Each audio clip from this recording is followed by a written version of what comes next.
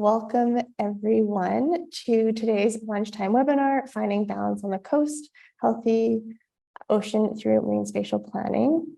Our BC coast is a really busy seaway. It's really important fishing grounds. It's an ecological treasure.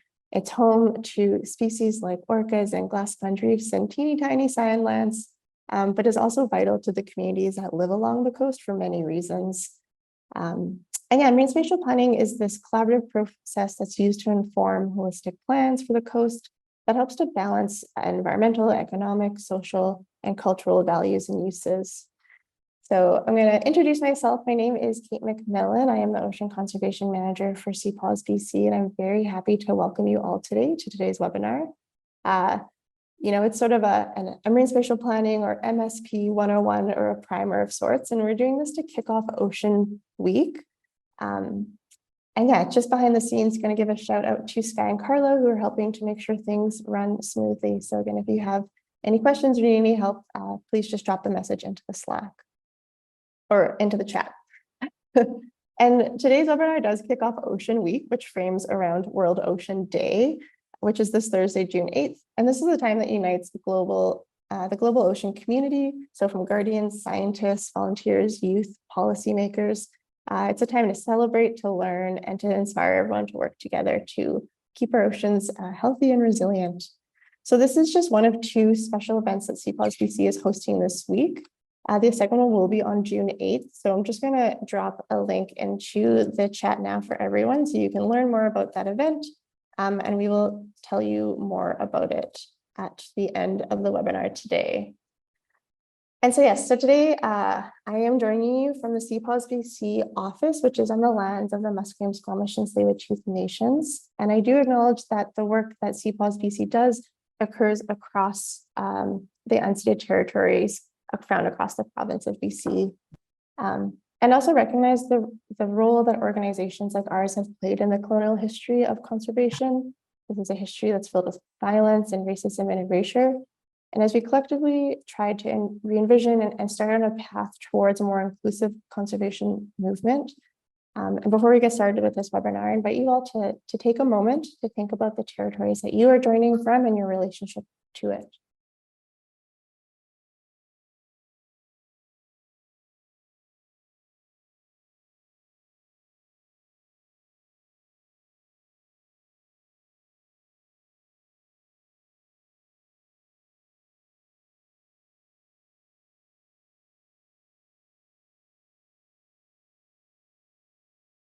Okay, I want to thank everyone for taking that time to reflect. So today's lunchtime webinar, we will be joined by two speakers. First presenter will be my colleague, Debra Sinarta, who is our Marine Research Coordinator at CPAWS-BC. And she's going to be giving us an overview of what marine spatial planning is, the who, what, where, when, why. And then we'll be joined by Shauna Johnson, who will be sharing with us more about the SÁNEČ Leadership Council's work on marine and land use plans for their members. So for everyone who is joining us, again, we're just going to ask everyone to keep the mics and videos off while our presenters are speaking. But if you do have any questions, you can drop them into that Q&A box, or also the chat works, whichever is easier for you. And if you have any technical issues, just let us know, or you can also email us at info@cpawsbc.org and we'll try to help you out. And just a reminder, this presentation is recorded, so it will be available in a couple weeks online. So if you missed it the first time and you're joining us online right now on YouTube, welcome. And yeah, I am going to now pass it to Debra to kick off our webinar. Thanks so much, Kate, and hello, everybody. Thanks for joining us today and sharing your oh so precious lunchtime with us. To kick us off on our webinar, we wanted to give a bit of a brief crash course on MSP, if you will. So leading up to the planning of our webinar, we actually asked a few of our CPAWS followers on social media how familiar folks were with this term MSP. And it was evident that this term was new to many.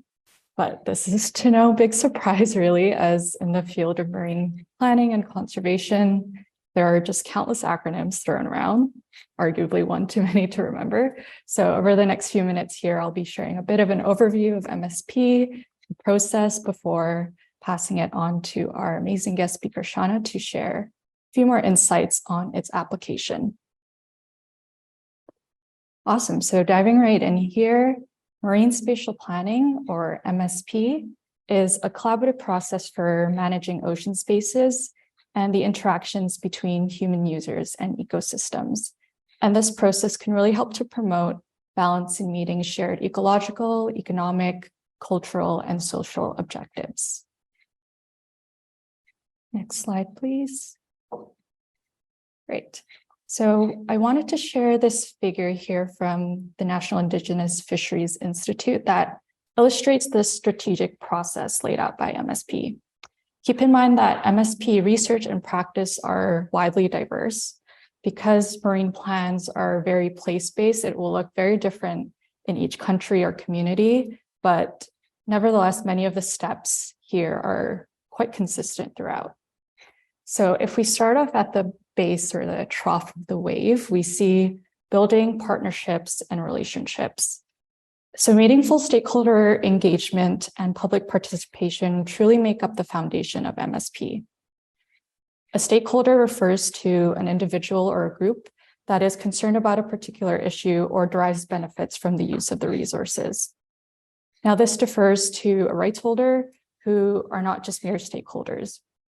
So in Canada, for instance, it's the Indigenous peoples that have the constitutionally protected rights to manage and to make decisions of the use of our resources.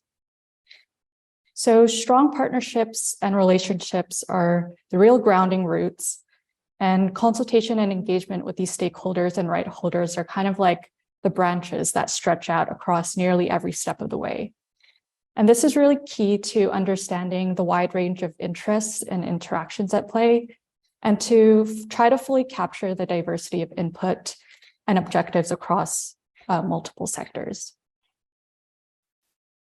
Additionally, this cross-sector involvement is crucial in ensuring that there not only is a clear vision or goal for a marine plan, as indicated here in step 2, but that the objectives are really reflective of the specific planning region. So whether that be the environmental context, the threats they face, the communities involved, their priorities, and the activities most relevant in the region.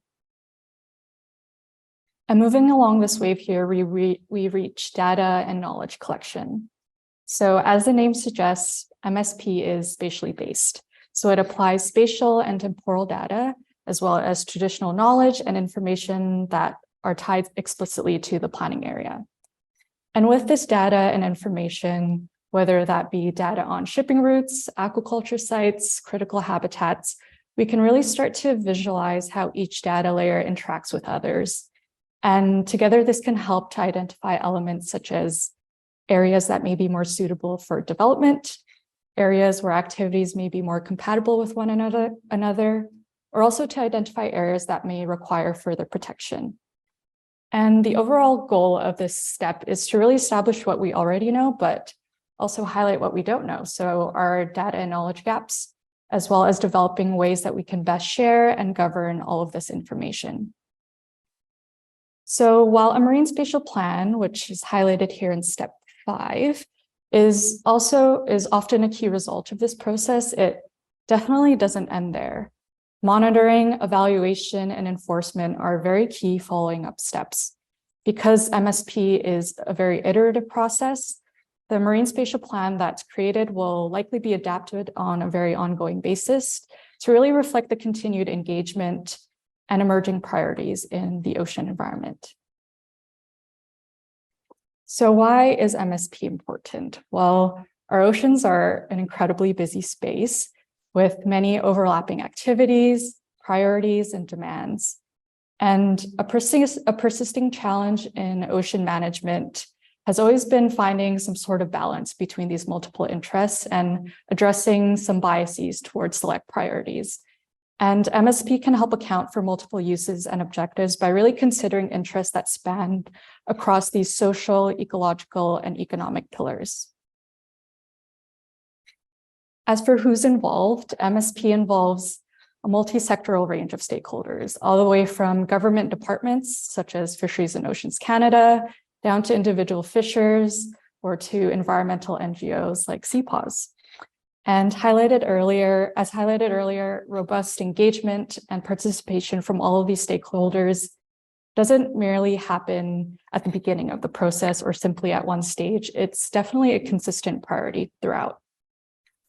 Now, although there is no single stakeholder engagement recipe that will result in this perfect marine spatial plan, we're definitely still learning and navigating best practices to adequately capture the diversity of these voices.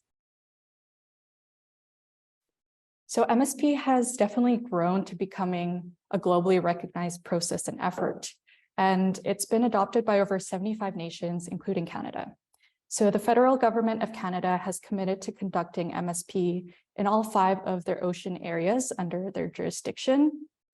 And if we zoom in on BC here, we can see that the 2 large planning regions are the Pacific North Coast and Southern BC.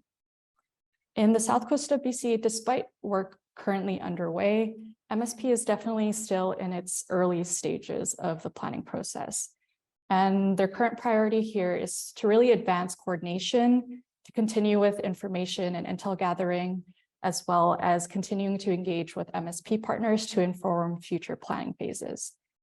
But with the South Coast being a very busy and multi-functioning ocean space, there's such a big opportunity here for MSP to help manage this space holistically, especially as demands over resources and anthropogenic pressures continue to grow.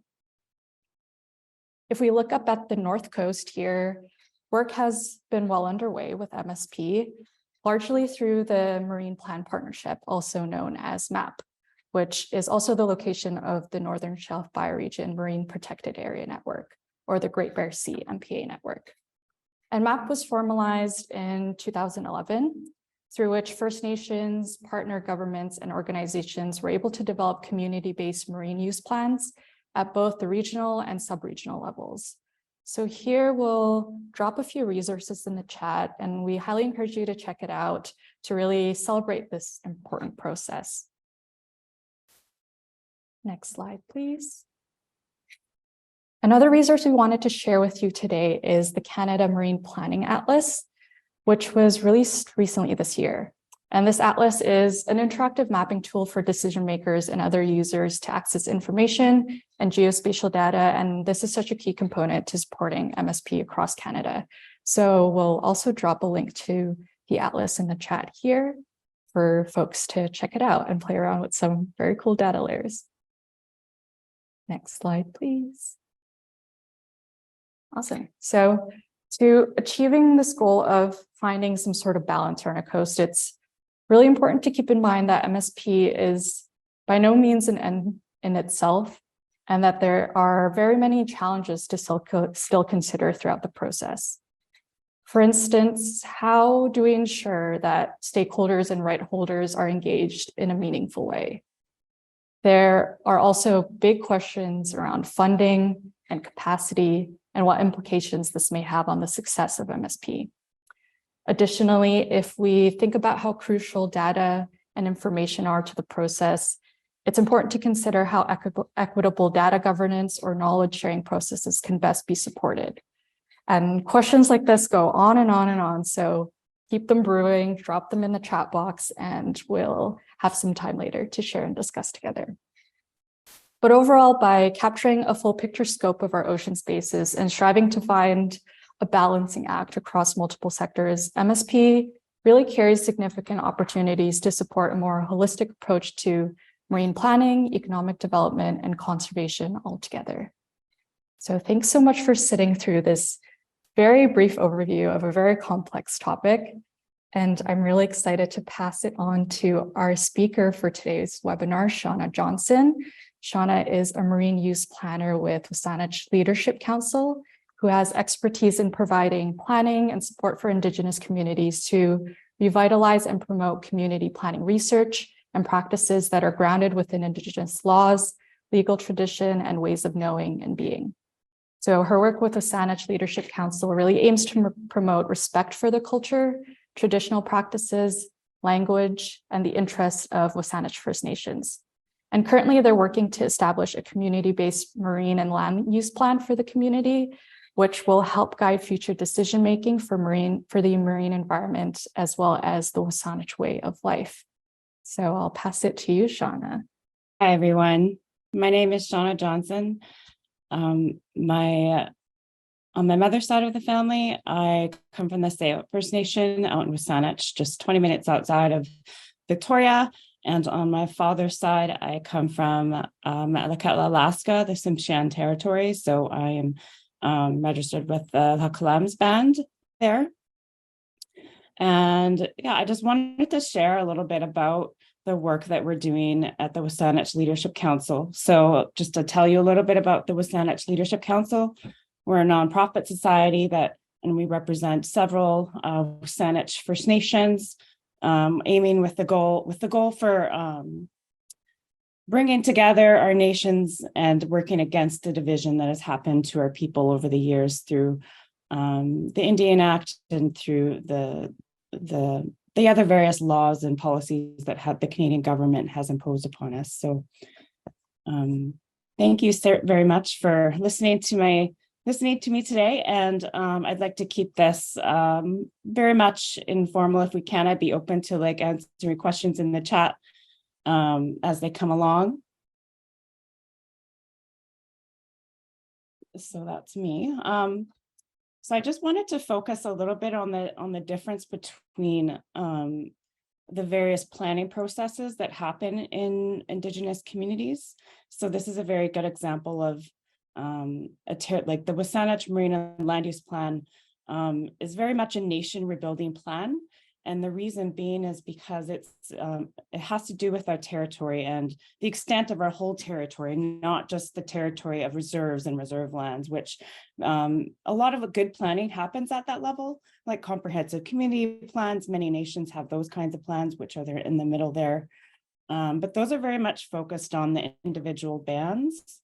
And while that is still much very good work, that's in a lot of ways, that's how we get a lot of our funding, is just through the band administration, through the Indian Act. And then you have very individual plans. So like, for example, in each administration, they'll have a land use plan, which not every nation has, but some of them do. And those are very much focused, again, on reserve lands. But I like to bring this up because a nation rebuilding plan is very different. And I often bring up this analogy that Jody Wilson-Raybould has brought up in a book that she wrote, From Where I Stand. And I think it's a very good analogy. And I bring it up even in my own engagement with our own people. And it's the idea of this post-colonial door.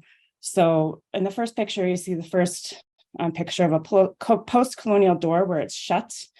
And that's very much the same forward direction that we've been moving. The post-colonial system has been moving on its own, all by itself, with very all of these challenges and barriers to even moving beyond in that system. And then we have our own community living within those barriers and trying to break out of those barriers, challenges with funding opportunities and challenges with housing allocation and all those different things. And then we have the second picture where it's the post-colonial door that's half open. And this is where the nation rebuilding works happen. And it's very much focused on, self-determination. What does that mean for us? And how are we going to rebuild our nation in terms of, how we want to have our own education system? How do we want to have that built, and how do we want to have our own health system built up, and what does that look like? Building all of these institutions, but also really focusing on our SÁNEĆ laws and the Indigenous laws that we need to go back to and re-articulate. Coming from an oral history and an oral society, it's not usual that we write our laws down, but it sometimes becomes necessary when we're trying to build a plan like this and trying to advance Indigenous rights, advance Douglas Treaty rights, to figure out what it means to be self-determining. And if a lot of this work means going back to our creation stories, going back to our elders, going back to our community members and our knowledge holders, the ones that are out there on the land and the water, and talking to them and creating that ongoing process of dialogue and discussion and debate, because talking about WSÁNEĆ laws requires a little bit of debate and discussion, because there are a diversity of perspectives on interpreting WSÁNEĆ law and then applying it. So, and then we have the last door, which is the open door, and that's the door where our priorities as Indigenous folks and our vision for the future is wide open. So, this is a really simple analogy, but it's so complex because this process is going to take a really long time. And, even speaking from the WSÁNEĆ process in this, we've been doing this for about 5 years, and we're still barely just like touching the surface. There's a lot of relationship building that has to happen even between our own people to help promote healing and to help promote collaboration and partnership, and even getting past some of the own community dynamics that tend to happen between communities as well. So I really wanted to talk about Indigenous community planning because it's a very different kind of planning. Most planning that happens in the municipalities, for example, like official community plans, they're not exactly the same. And I think the biggest piece that's different is the first phase here that you see on the top, which is where have we been? And, this is a stage where as Indigenous people, as Indigenous communities and people who have been through so much we have such a violent history with residential school and, very colonial policies being imposed upon us. Not for our community to dwell on the past, but to reflect on it and to really focus on our strengths and where we have come and how far we've come, and the resilience that our people have that are still driving forward the work that we do today from the very, from all parts of the community. And then phase 2 is where we now, that's looking at the context of, what is happening today in our communities, looking at like education levels and fluency levels and sort of statistical analysis data that is readily available just to see what's there. And just to give us a sense, of what areas we need to focus more attention on. And for the last couple of years, we've been in phases 3 and 4. So where do we want to go and how will we get there? And that's really all forward thinking. And that's all, this is all the meat of the planning part. This is where we're talking with our people. We're talking about their dreams and their hopes for the future. And then translating much of those and also the issues and concerns that they're worried about, and translating all of that into planning language, planning terminology. So we're still in that phase. Also in this phase right now is mapping.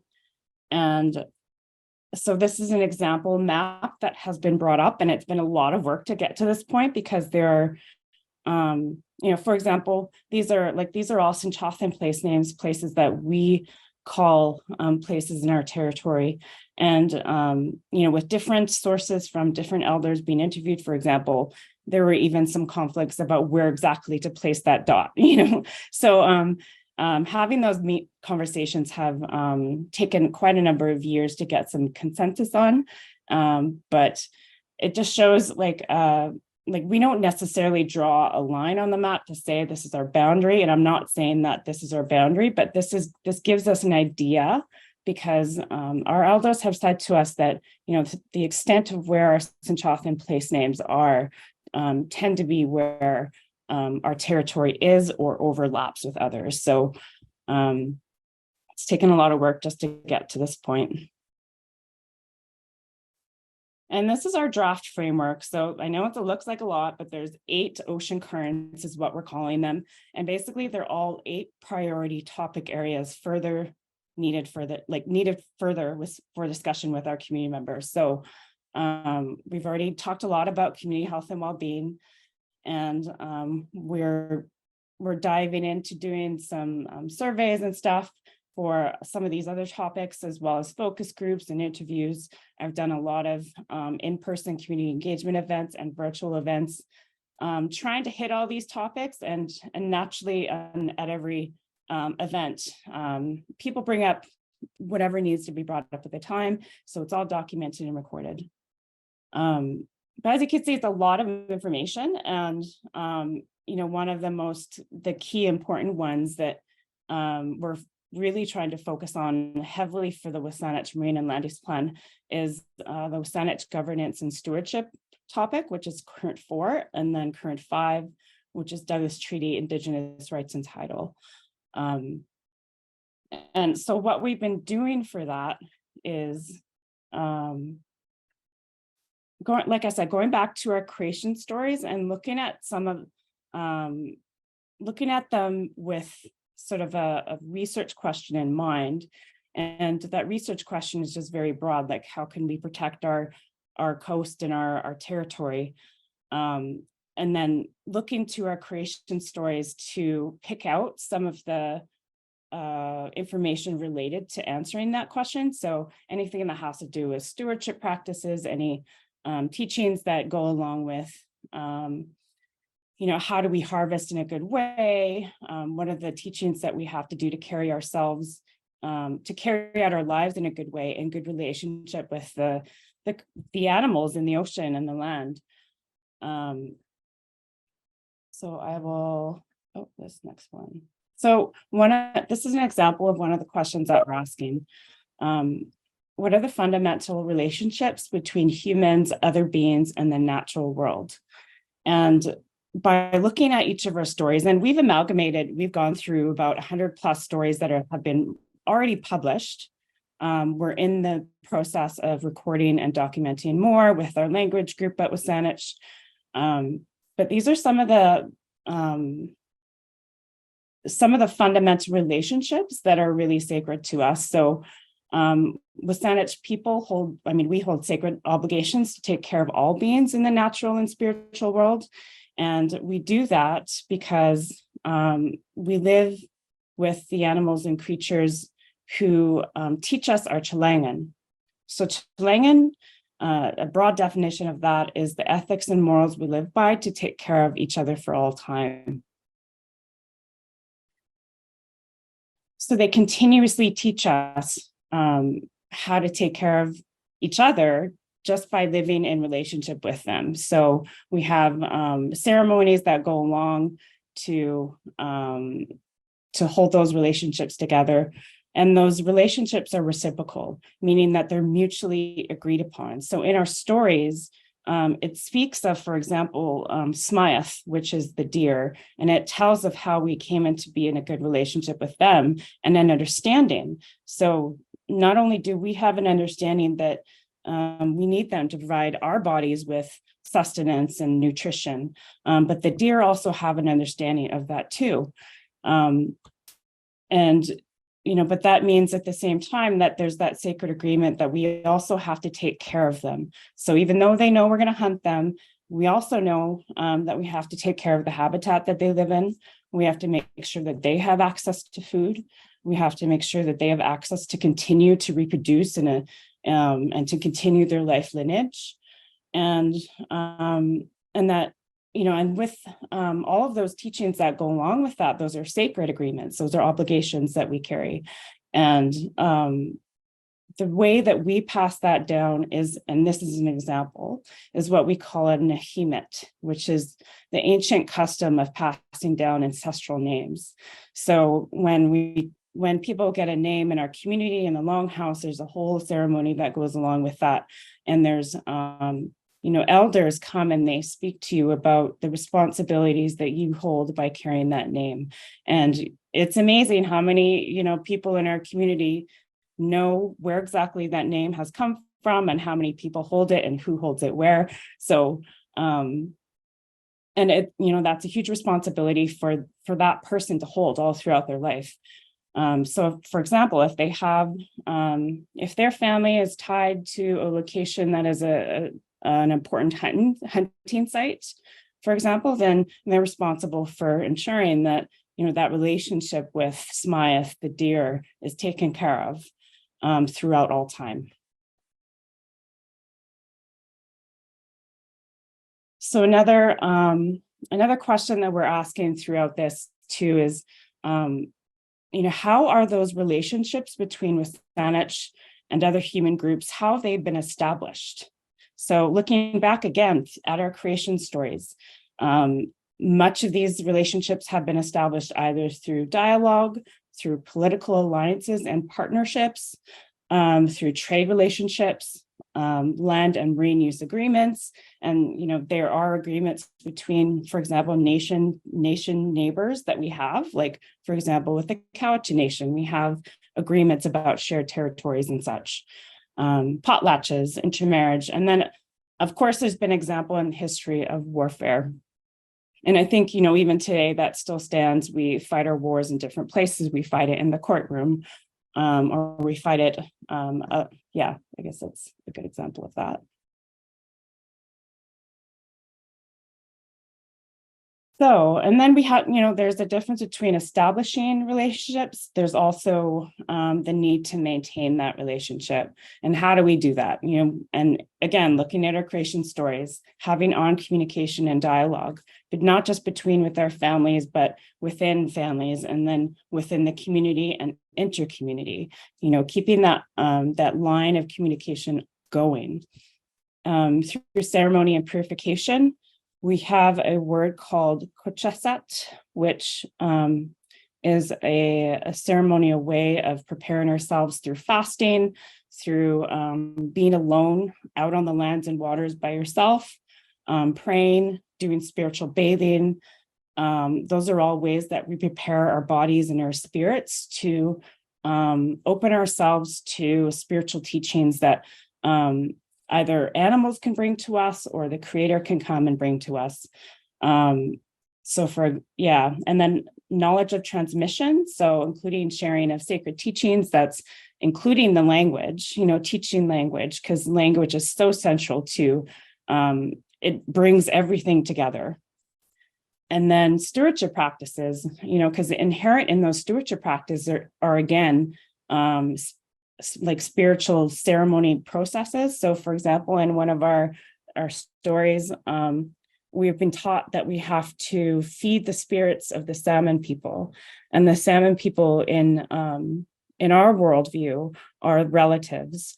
And we have what's called a reef net fish. It's a fishing technology that has been banned. We've been trying to revitalize it. And part of the practice of even not just making the net and launching it, which only happens, several months out of the year. There's the ceremony that happens where our people will go out to specific places that we know that the salmon come back to and spawn, and offering them medicine, offering them what we call kachmin, which is a sacred medicine to us, but also for the salmon, and burning it.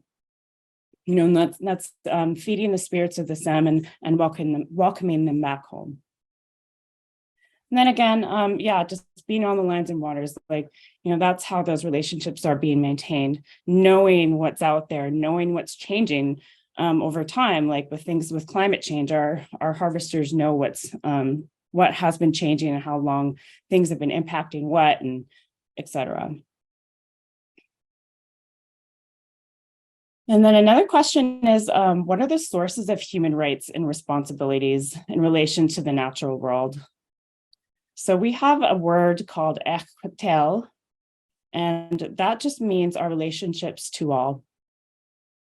And when you think of this way, and what is the source of laws in our world, the sources of law that our stories tell us and our elders have taught us, is hails. Oftentimes hails will give a teaching or a law, and that becomes into our SÁNEĆ laws. And then there's also spiritual beings. So like I said, the salmon spirit teaches us a lot of things and tells us of their laws that they need. So just by existing and having that deep relationship with them.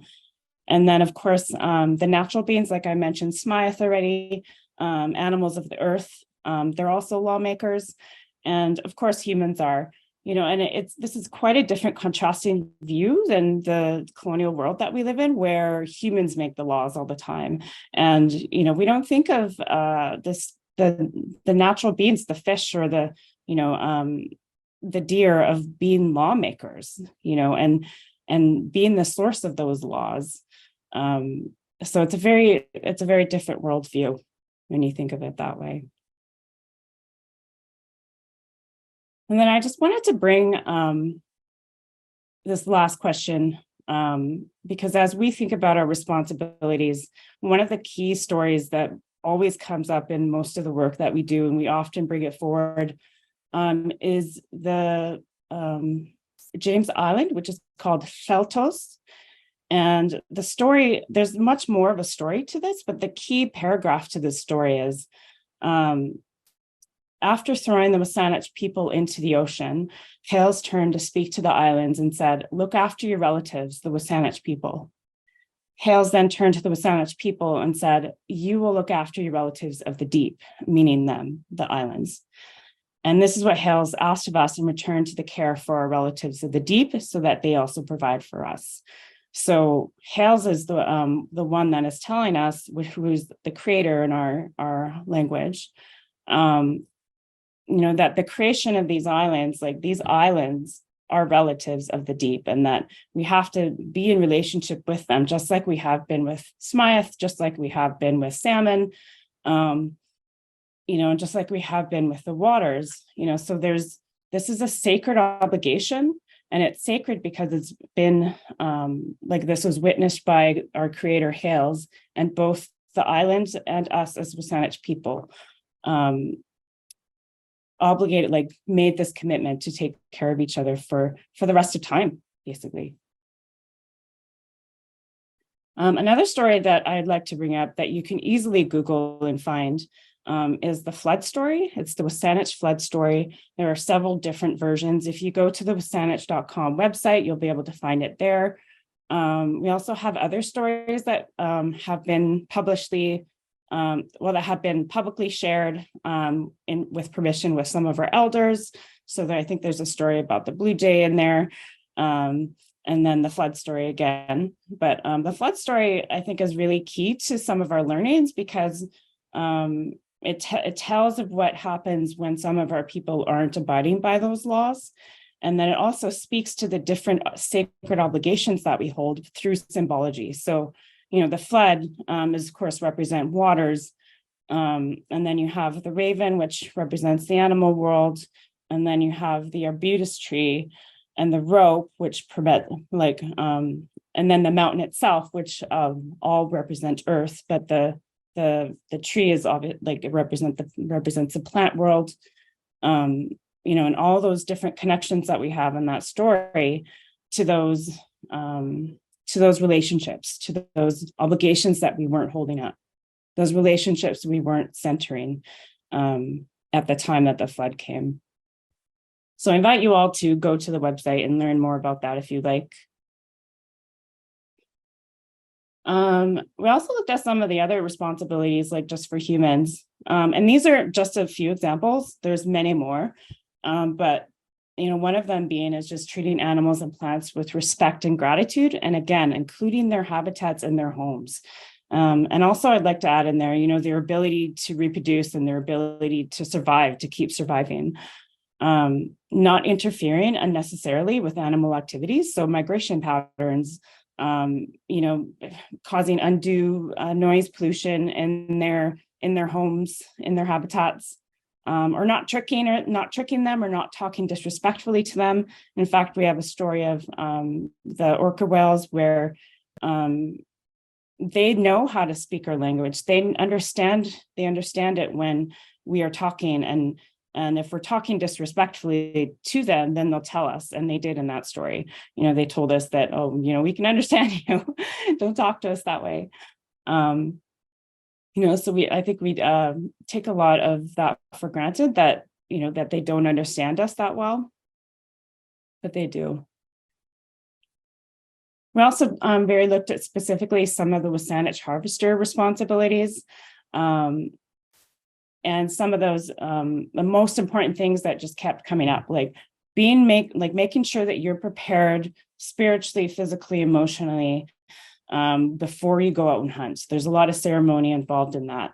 There's a lot of bathing, there's a lot of praying, a lot of going out on the land, just trying to learn from the natural world and opening yourself up to the spiritual world and the spiritual animals that can either offer teachings or offer their assistance or offer their guidance.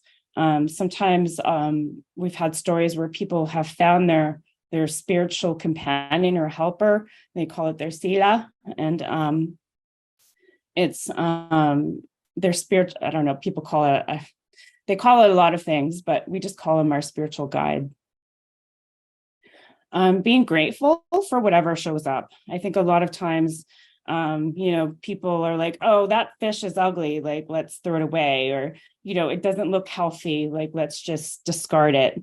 And that's that idea of easily easily disposing of things, that mindset that's so prevalent in our community.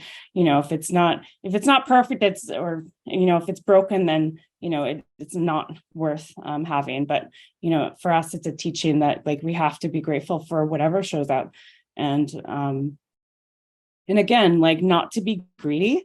I think, in a lot of the world today, I mean, we overconsume like mad, and we're taking way more than we ever need or should ever be entitled to, really.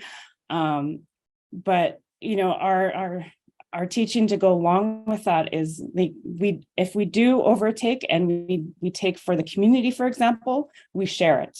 And it's never, again, more than we'll ever need. I know a lot of our elders have talked about the fact that, we weren't ever, we were always very clean people. Like we didn't waste a lot of food. We always used everything. And we always made sure that the people that really needed it the most got it. So, sharing of food distribution in the community, for example, that still happens today. We still have community members who go out and harvest for things like funerals and other ceremonial events that happen. But we also have people that just go out and harvest to feed our elders, for people who can't go out there in the water anymore. Yeah, so that's just a really short snippet of some of the work that I do. And, this is only just the beginning of it. I'm gonna stop share. It's really just the beginning of it. And I'm be glad to take some questions. If you have any other questions about the marine spatial planning aspects of the work, or the community engagement, or kind of next steps, I'm open to whatever. Thank you so much, Shauna. And yeah, I'll get Debra to also maybe come off video and mute if there's any other questions. We have a couple that were sent in early, but happy to take a pause here and invite any of our participants if you have any immediate questions, especially reflecting on anything that Shauna just shared.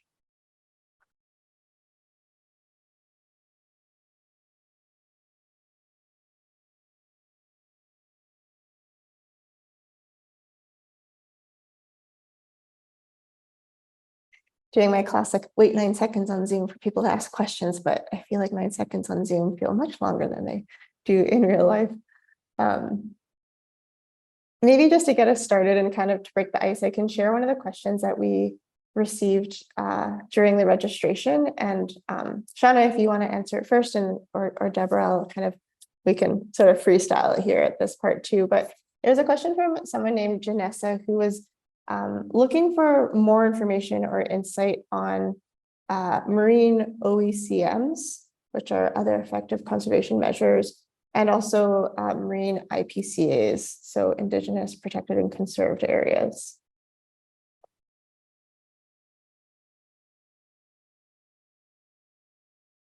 I've got a sense that the OECMs are just kind of a catch-all for all of, because there's so many different marine conservation tools that, have been used. Like there's like ecological reserves and marine conservation areas and, all these other things. And that's what my impression of it was. I'm not exactly sure if that's true, but that's what I thought it was.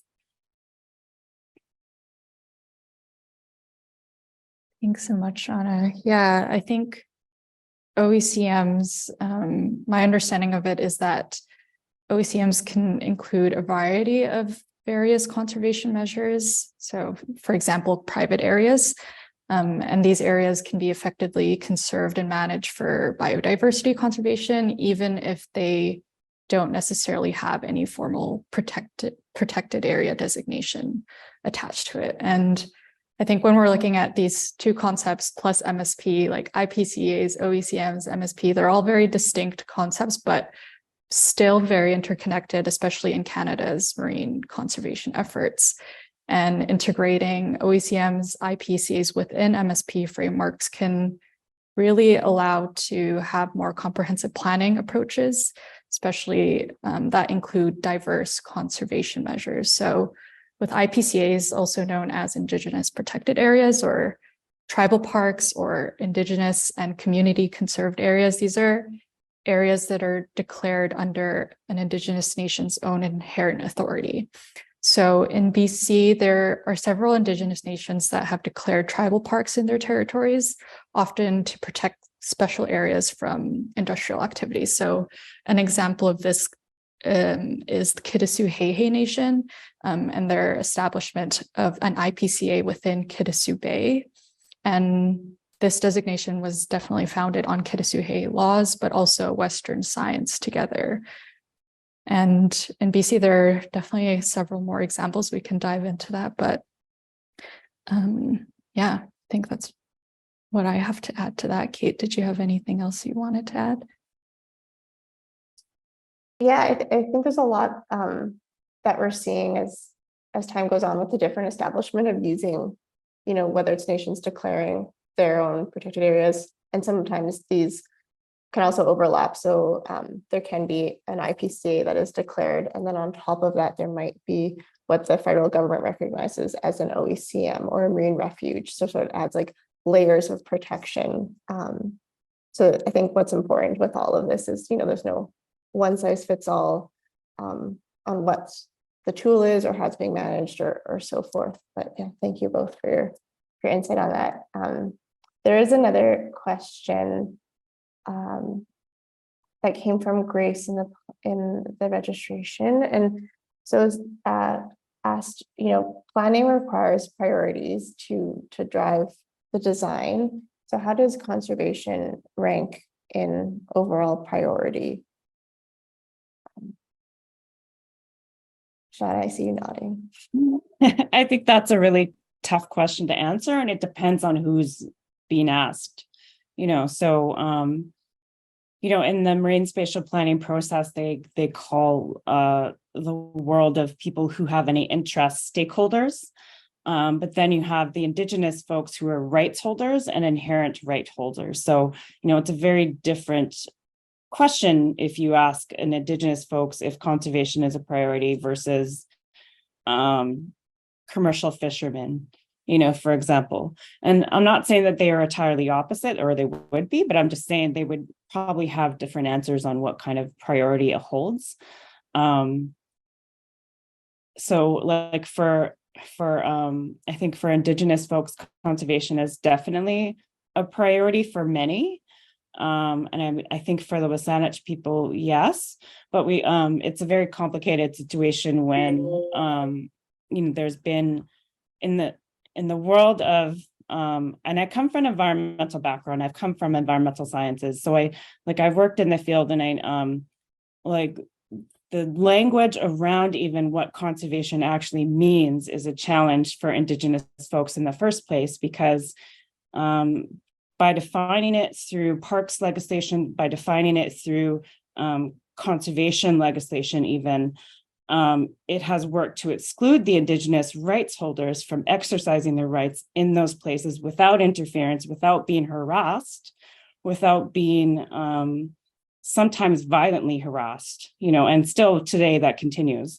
So It's a very different discussion when you ask that for the Department for Commercial Fishermen, who they're I think some of their goals for conserving is more for their livelihood and their like the profit that they get from it. So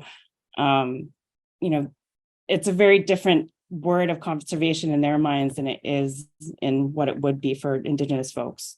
And in fact, in our language, we don't even have a word for conservation, so in the Sinchothan language. So I think that's a very complex question. And it would differ from like stakeholders and then rights holders.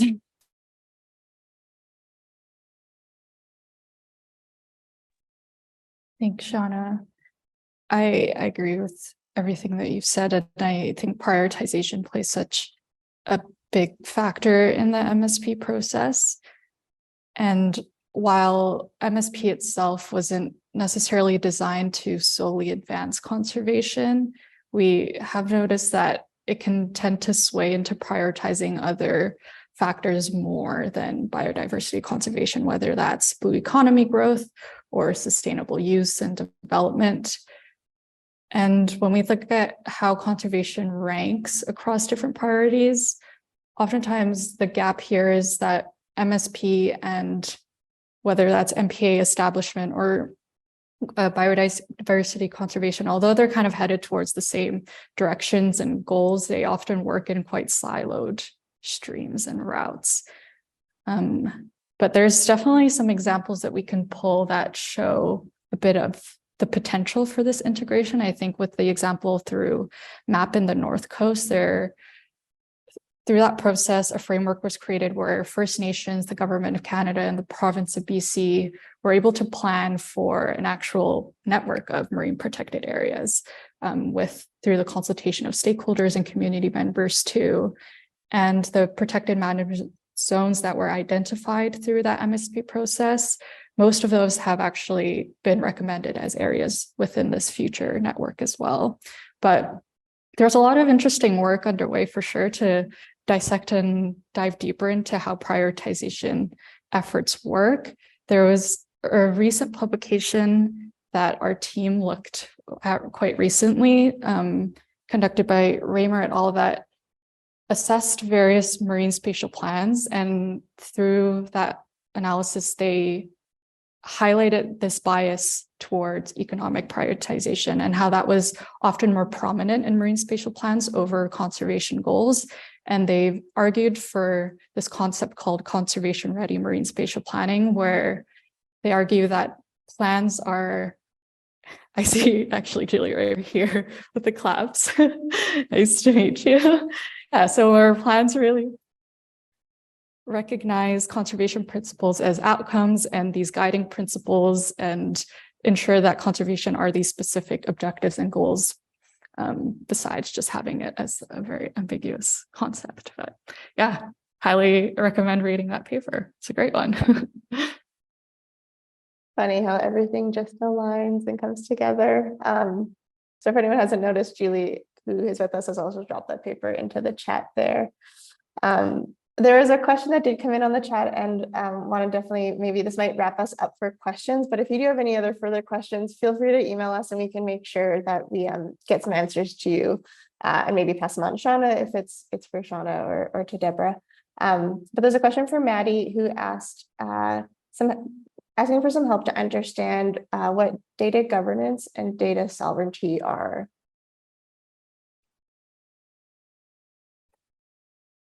Well, I could speak like coming from the Indigenous perspective. When an academic, for example, comes into a First Nation community, most oftentimes they'll come in and they'll do research and they'll collect data, and then they'll use that in their academic world, right? And most oftentimes, what used to be the case is that the university would hold the rights to that data, and it wouldn't be the community themselves that owned it and had decision-making power over what happened to it or how it was shared. et cetera. So, from that data sovereignty perspective, that's what that means, is that we have full control over who gets to access it, how the data gets stored, and how it gets how it gets shared as well. So and then the community holds it and has the rights to it instead of like a university or the researcher. So data sovereignty is a huge thing for Indigenous folks, and the OCAP principles, the OCAP principles go into a lot of that information from the Indigenous perspectives and some of the challenges about that. So highly recommend going into that. Yeah, thank you. Thank you, Shauna. I see time has just flown by. I can't believe it is almost 1 o'clock, and I'm sure folks might have meetings or work to get back to, and maybe Shauna and Debra need to have lunch also. I want to definitely give you some time for that. So I just want to say a big thank you to Shauna for joining us today and for sharing all that insight and information with us. And thank you, Debra, for also helping to sort of set the stage on MSP and like laying out what this term that gets thrown around a lot, like breaking it down into those steps as well. It definitely feels like this is a, MSP 101, like we've just started, and I feel like we could just keep digging into this and really unpacking how this shows up along the coast and how it shows up differently and how we can all be part of it. So yeah, if you do have any other questions on MSP, like we would love to hear, because we want to keep creating these resources to help everyone understand what is happening, what could be happening, and how we all get involved to ensure that we have healthy oceans and resilient oceans now and for future generations. So again, just a big thank you for Shauna and Debra for joining us today and taking the time to walk us through everything that you shared. We will be sending out a follow-up email with some of the links that we had mentioned, as well as a recording later this month. So just stay tuned for that. And otherwise, yeah, we are at 12:58. So thank you everyone for joining us, and maybe see you again soon. Bye.